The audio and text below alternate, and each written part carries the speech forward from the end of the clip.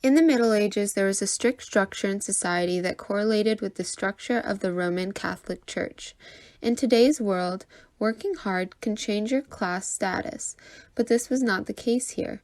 Your clothing, food, marriage, and homes were already determined for you at birth. After the king, going down the hierarchy was the nobles, the knights, the clergy, the tradesmen, and then the peasants. There was even a hierarchy just within the clergy, which was bishops, priests, monks, and then nuns. The Roman Catholic Church was the most unifying organization in medieval Europe. Everything that the Roman Catholic Church did affected everyone's lives, no matter their rank or class. The clergy was a big part of the Roman Catholic Church. The clergy's role was to play as a mediator between God and men. They held a great deal of power politically.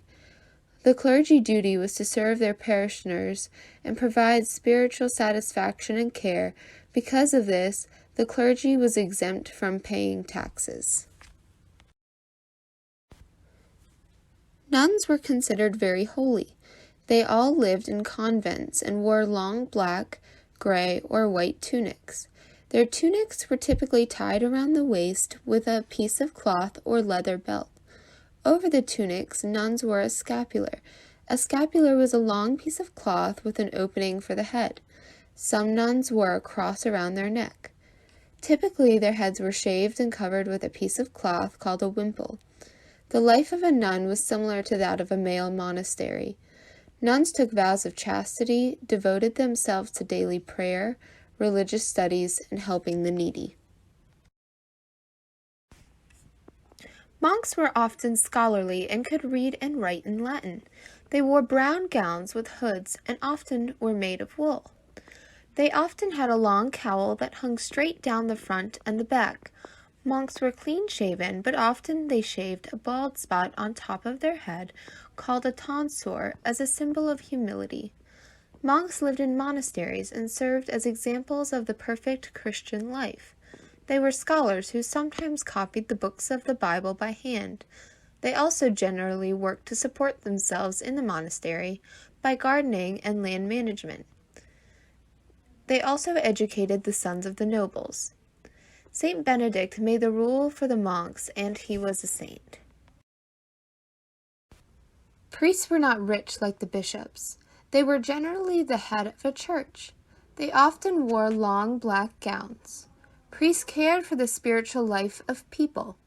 They administered sacraments, oversaw the life of the manor, absolved men and women of their sins through confession, and made pronouncements to the community that were given by the bishops or the pope.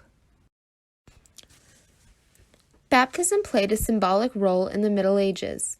Baptism represented the washing away of original sin and to drive away all evil. Baptism was a symbol of death to a former life and the emergence of a new person. Baptism was typically conferred by a priest. Baptism also had another purpose: to welcome a new Christian soul into their community. Bishops were accepted in court and generally lived with the same luxurious lives as the nobles in the Middle Ages. They wore lavish clothes. They wore hats called mitres. Bishops wore beautiful religious garments that were often jeweled. The bishop is entrusted with the care of a local church or diocese.